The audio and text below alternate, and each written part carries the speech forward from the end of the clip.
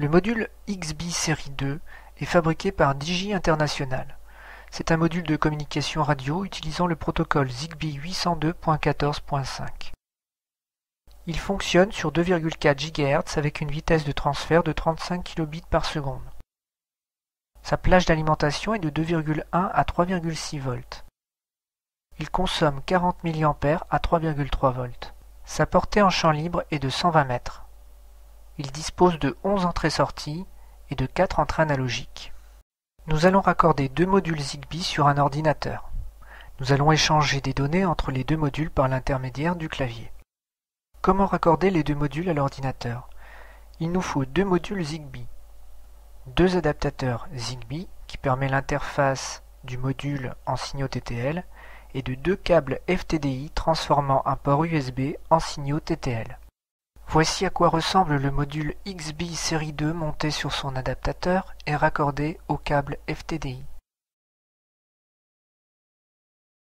Le câble FTDI nécessite un pilote que vous pouvez télécharger sur le site ftdiship.com.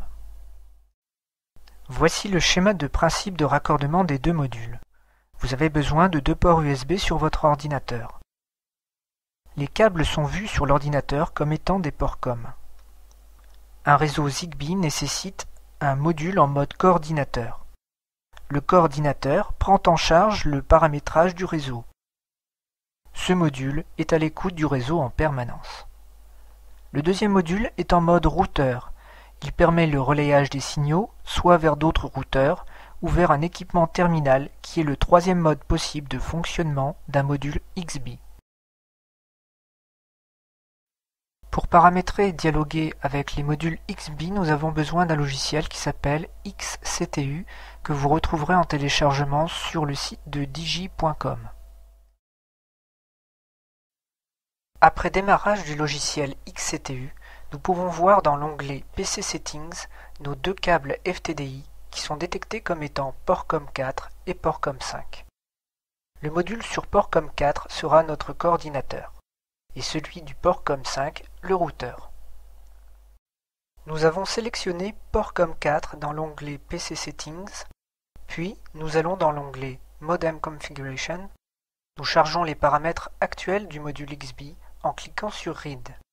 Puis nous sélectionnons dans Function Set Zigbee Coordinator 80. Envoyons ces informations en cliquant sur Write. Une fois la mise à jour effectuée, nous allons modifier un paramètre. Dans la rubrique Networking, nous allons définir le PAN ID. C'est un numéro identifiant de façon unique le réseau. Dans l'exemple, le PAN ID est 7779. Nous cliquons sur Write pour terminer la configuration du coordinateur. Nous allons dans l'onglet PC Settings et sélectionnons le port COM5 pour préparer le routeur. Revenons ensuite dans l'onglet Modem Configuration. Lecture des données existantes du module en cliquant sur Read.